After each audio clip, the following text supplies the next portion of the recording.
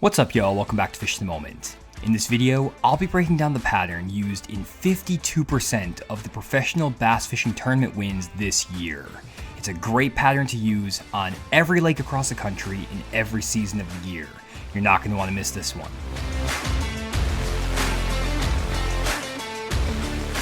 So what is this dominant pattern, and how did I figure out that 52% of professional bass fishing tournaments were won using this pattern?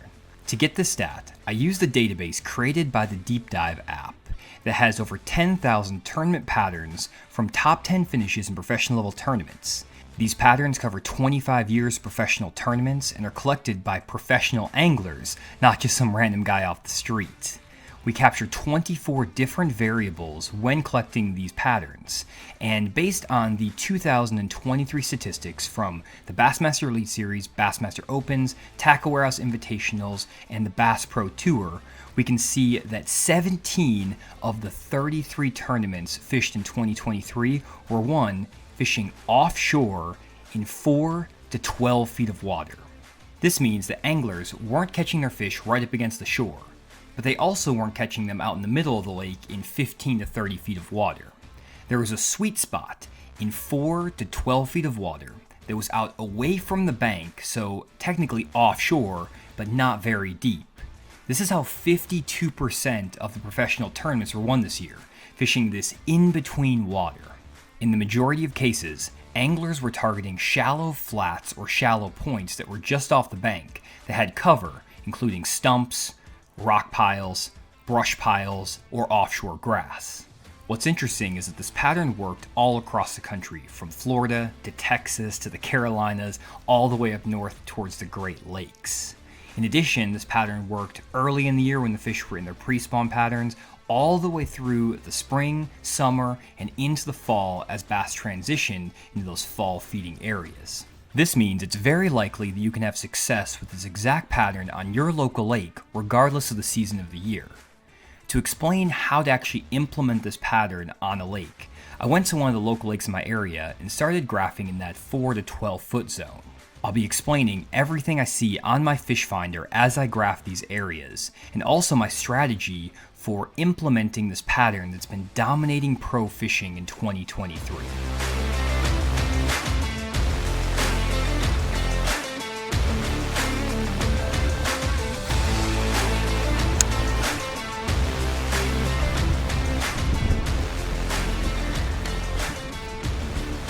Got him. Good one. There we go. Ooh, it's a real good one. On the jerkbait here out of a brush pile. That's what I'm talking about. Stay on there, fish. Oh, there we go. Beautiful fish right there. Man, that fish is kind of pale.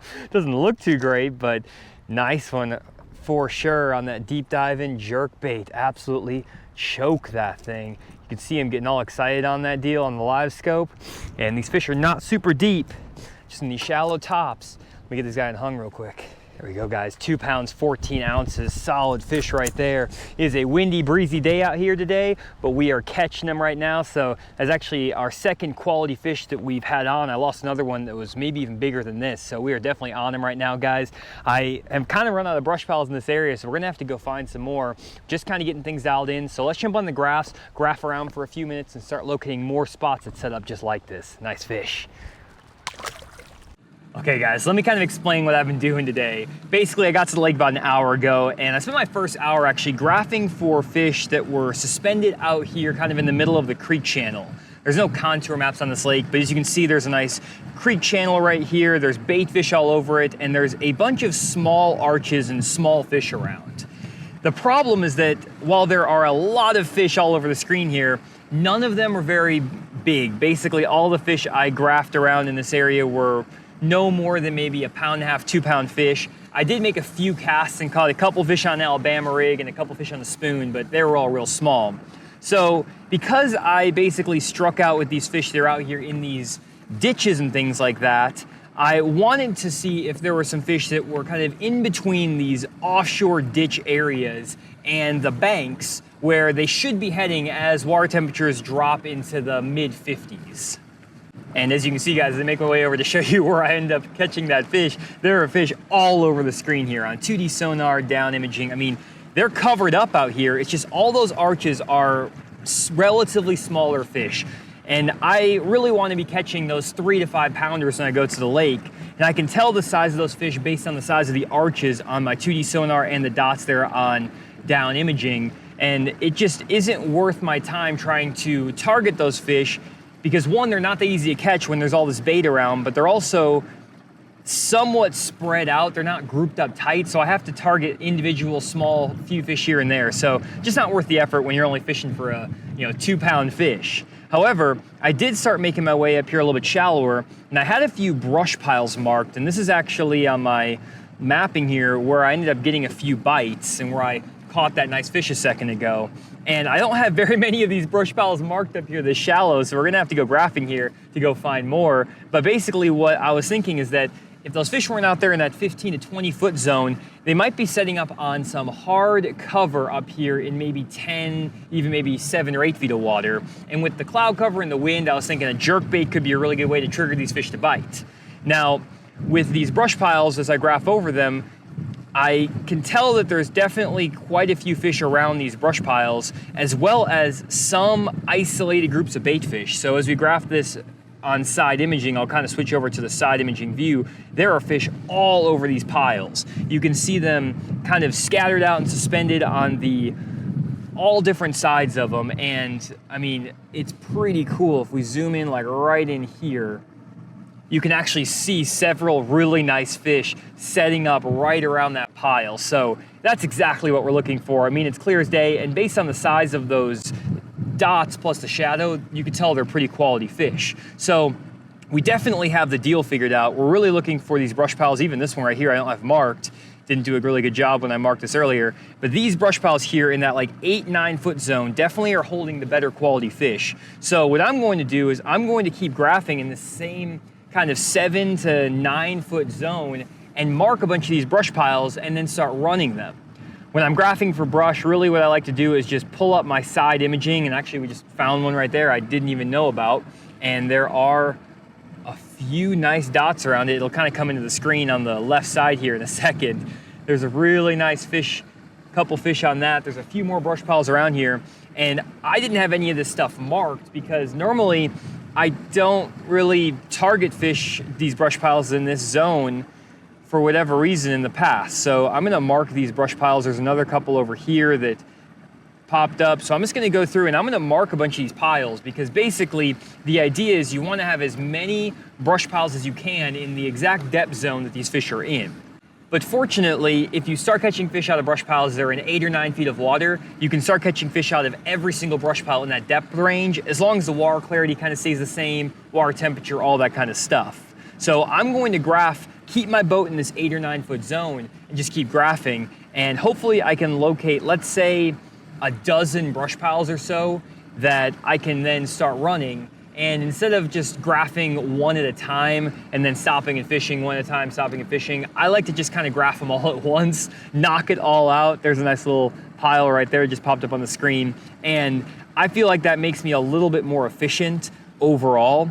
I will potentially mark some of these piles. They're out here a little bit deeper too, but with a jerkbait, those are gonna be a little bit trickier to fish just because that jerkbait can only get down so deep, but we may be able to make that happen too. So right there, got a couple brush piles. Maybe mark this one over here just for fun.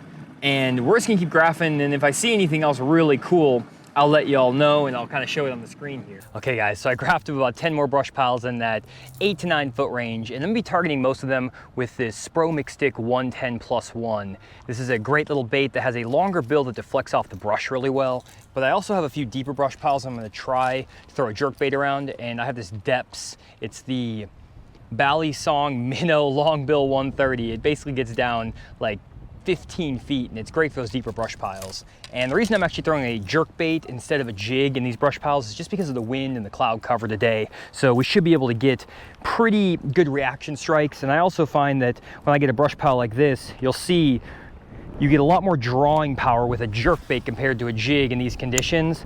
And I feel like these fish are just more likely to commit to this jerkbait than a jig right now in the fall with the wind and all that stuff. So you can see there's a fish behind it right now. I mean, these fish just get on this bait like a magnet. Fish right behind it. Oh, Get it, fish. Come on, come on, come on. Eat it. It's a good one too. Eat it. You just gotta kind of work it fast and get him to got him. Get him to commit. Nice. Oh, choke that thing too. That was fun. You can see he got that thing head first. Decent fish. And when they want that thing and you can jerk it in front of them and just kind of get it going, those fish will absolutely chew that jerkbait. That's why we're fishing the jerkbait instead of a jig right now. Here we go, guys. Not a big one, but it's fun catching them out of those brush piles. And that was a good example of why we're throwing that jerkbait. And if we get back up here on this pile, there are fish right now because of the cloud cover. They're kind of roaming around these piles, it seems like. There's also fish that are up in the piles. So what I'll do is I'll fire out on these deals and again, work that jerkbait pretty quick. You can kind of see it on the live scope right now. If you kind of look maybe like 60 feet out, a little bit less than that, maybe 30 feet at this point, and there's 2 or 3 fish underneath it. And just kind of working that bait nice and quick, trying to stay with it on the scope. Come on, fishers. Another one right underneath it, 20 feet out. Come on, eat it. And they will just come up and get that thing, especially if you give it some up twitches and all kinds of stuff, but not every fish is gonna commit. Sometimes they kind of nosedive back down like that. So you just kind of got to make a lot of casts. Just try to see if you can get any of them to get a little more aggressive on it and draw them out of these piles. And eventually we're gonna run into another good one.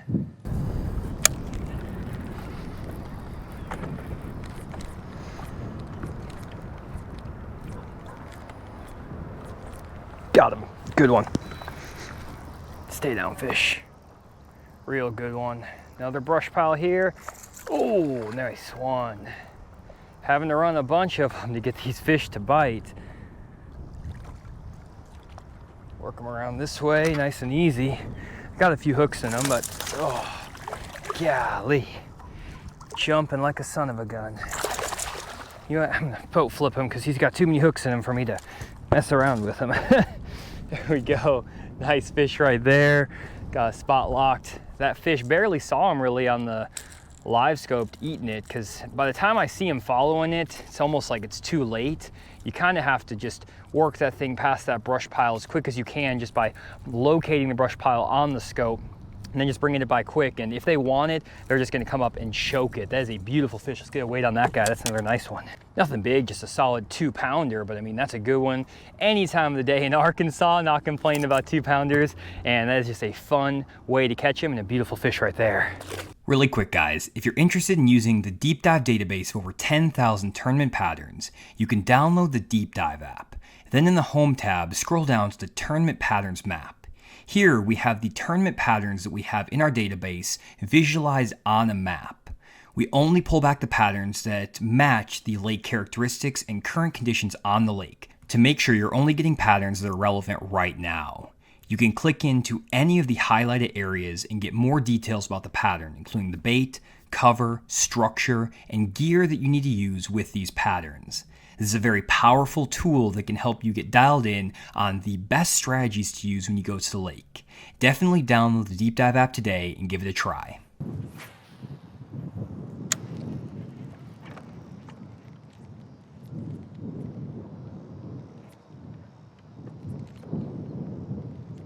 Oh, come on, fish.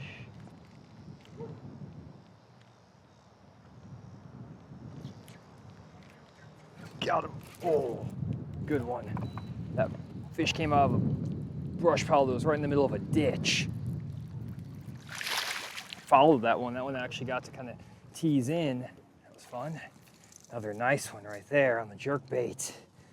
Man, these fish are just really predictable, guys. As long as you find that brush in that 8-9 foot zone and work that jerkbait over the top, it is basically automatic. It is so fun, and can't recommend this pattern enough this time of year. If you have some relatively clear water, you don't need super clear water, like say 3 feet of water, maybe 2.5, 3 feet of water would be perfect for it.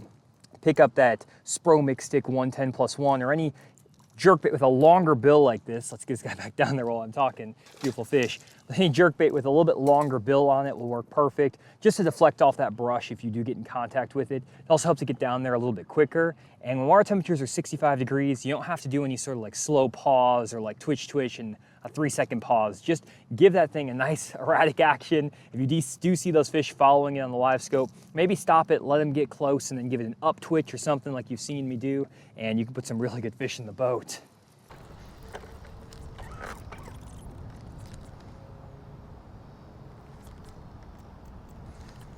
Come on, fish, come on, come on.